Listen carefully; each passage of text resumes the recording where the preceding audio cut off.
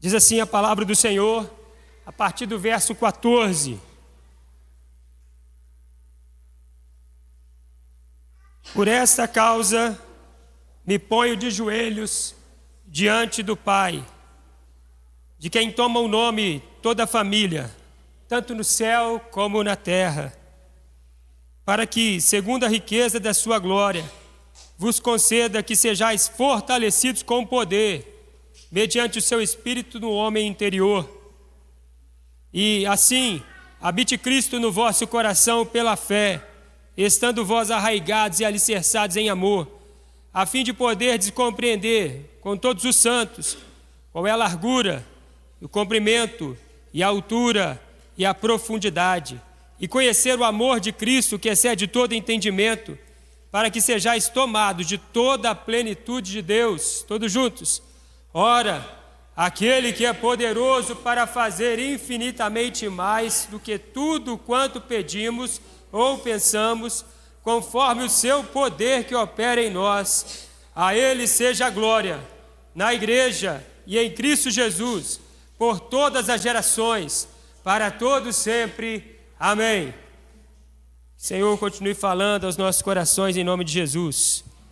Uma liderança cheia de Deus.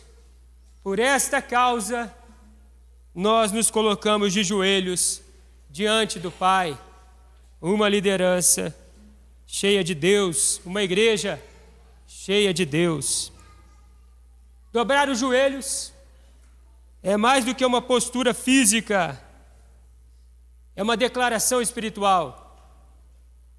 Uma época em que o judeu ortodoxo, ele tinha o costume de orar de pé, sempre com as mãos levantadas. Paulo, neste texto em específico, ele diz: por essa causa, eu me ponho de joelhos. No sentido de mostrar para todos os seus leitores que estão lendo essa carta, ele preso, anunciando essa mensagem para a igreja da região, da cidade de Éfeso.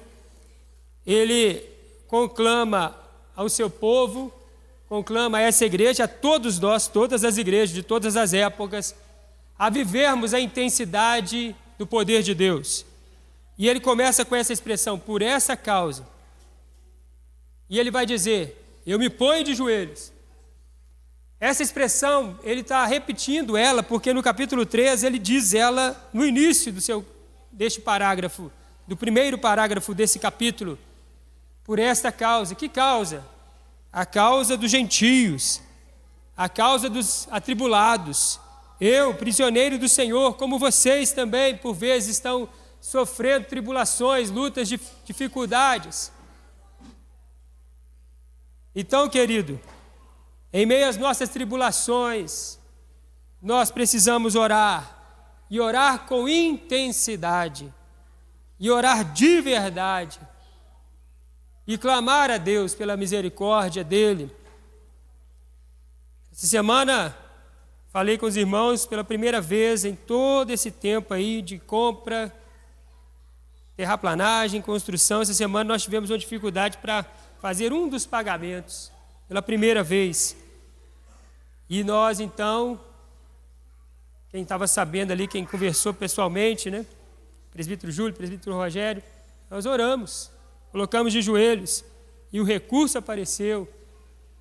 Louvado seja Deus. Então nós temos vivido dessa forma, querido. Nós temos vivido dessa forma. E nesta manhã, no último mês de 2025, esse ano, na verdade, que foi extraordinário. A cortina já está se abrindo de um novo ano, de 2026. Eu creio que vai ser um ano assim ainda mais incrível e mais extraordinário do que foi 2025. 2026, meu irmão, promete para a sétima. E nós não podemos perder o foco. É ganharmos vidas para Cristo Jesus, o nosso Senhor e Salvador. Nós não podemos perder esse foco. E nós estamos conversando como liderança. Esse ano foi um tempo de ajuste com as lideranças da sétima. E nós não podemos mais viver de qualquer maneira. Porque o líder, ele é a cara da igreja. Por isso nós temos falado aqui para a liderança, nós somos, quem está aqui trabalhando, é um privilégio maravilhoso. E nós precisamos compor, de fato, esse trabalho com zelo, com amor, com dedicação. Está uma das decisões do conselho, nós temos aí toda a liderança. Estamos começando a apresentar aqui os nomes, né? No ano passado, nós apresentamos os nomes dos irmãos que foram eleitos nas sociedades internas, nas eleições. Agora, as nomeações do conselho, professores, liderança dos ministérios. E nós temos falado, querido, nós não podemos viver de qualquer maneira. A igreja fez o orçamento 2026, reajuste, apesar de sabermos que nós precisamos terminar a nossa obra nesse próximo ano. Apesar de saber disso, nós reajustamos todas as ofertas dos missionários. Reajustamos também os envios aí para a obra social. Então, meu irmão, essa é uma igreja que trabalha e não há nenhuma condição de um líder, passa ano, entra ano, não dá nenhuma oferta da viúva pobre. Não pode. Está errado, querido. Nem a oferta da viúva pobre. Nós fizemos aí a contabilidade. A oferta da viúva pobre foram 2 pequenas moedas. 2 pequenas moedas. Foi tudo que ela tinha. Ela deu mais do que os outros. Porque dízimo é isso. Não tem a ver com quantidade. Ela deu mais do que todos os outros ricos que ali depositavam sacos de moedas gigantes. Uma moeda dessa divide-se por 64 partes do denário, que era a moeda que é o pagamento do salário do dia. O trabalhador trabalhava o dia e ganhava na hora a moeda de um denário. Essa pequena moeda são 64 vezes dividido. Trazendo a ideia de um salário hoje de dia, R$120, R$1,88. Será que nós vamos olhar uma obra que nós estamos construindo? Nós estamos construindo. Nós estamos nos empenhando. Nós estamos apoiando a obra missionária. Será que nós vamos olhar tudo isso e ficarmos assim de braços cruzados? Não pode! Não dá. É preciso mudança, porque nós queremos ver a glória de Deus em 2026. Nós queremos ver o poder de Deus sendo derramado em 2026. E para isso é necessário que todos nós empenhamos nessa obra para a glória de Deus. O texto fala, que nós acabamos de ler, e Paulo então ora pelos gentios, ora pelos cristãos, para que eles pudessem, de acordo com a pastoral que está pequena aí, eles pudessem viver a plenitude de Deus. Olha só que interessante. Essas virtudes não nascem do esforço humano, mas da graça divina.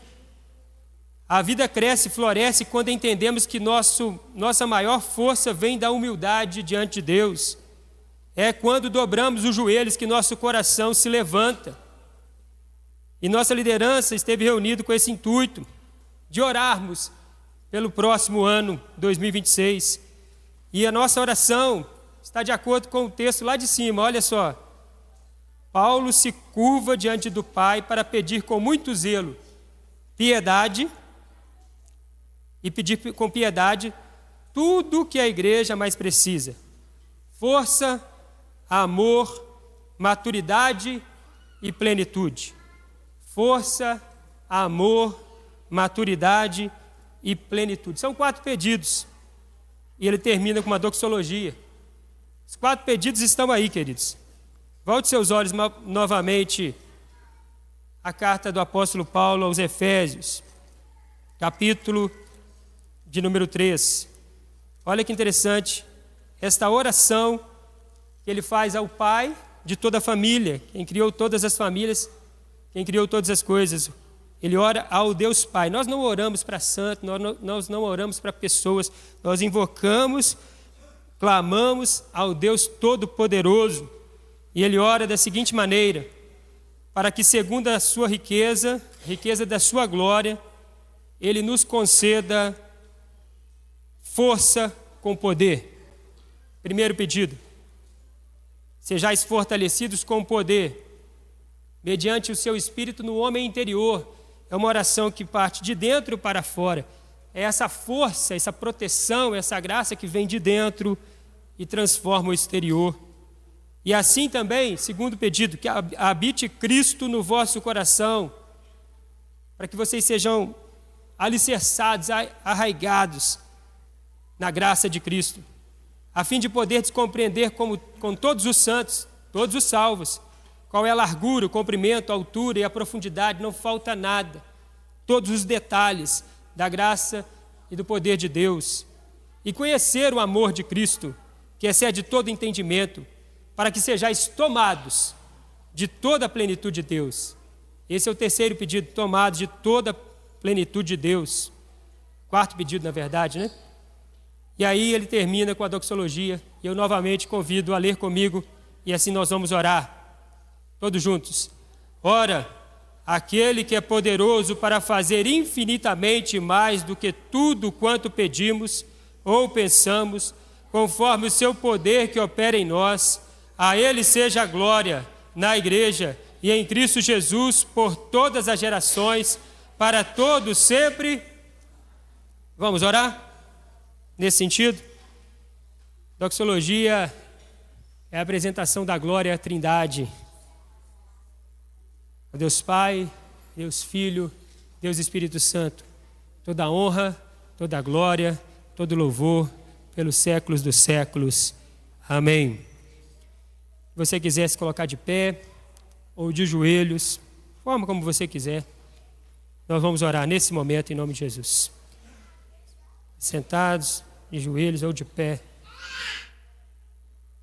Peça perdão ao Espírito Santo para que você possa participar de maneira digna da Santa Ceia e assim ser abençoado por Deus, em nome de Jesus. Senhor, por essa causa nós nos prostramos aos teus pés, ó Pai, porque nós queremos viver o novo do Senhor, Pai. Nós queremos experimentar a glória do Senhor. Nós queremos viver a intensidade do teu amor, da tua bondade, da tua misericórdia, Pai. Perdoa-nos, ó Deus, os nossos pecados, para que possamos de fato viver, Deus, o extraordinário do Senhor, Pai. Nós sabemos que o Senhor tem muito mais para fazer em nossas vidas. Nós sabemos que o Senhor tem muito mais. E é tempo, ó Deus, de viver esta glória, essa graça e essa misericórdia. Proteja o teu povo, ó Pai. Abençoe o teu povo, ó Pai. Conceda, ó Deus, poder na glória do Senhor para o teu povo. Conceda que os teus servos sejam arraigados em amor em Cristo Jesus, para que possam conhecer a profundidade da tua grandeza e sejam plenos. Esse é o meu pedido como servo do Senhor, pastor dessa igreja, que essa igreja, a sétima, essa família, seja plena do poder do alto. Assim oramos com perdão dos nossos pecados, em o nome de Jesus Cristo, nosso Senhor e Salvador. Amém. Amém. Glória a Deus. Amém, meus irmãos. Deus abençoe. Dá um abraço no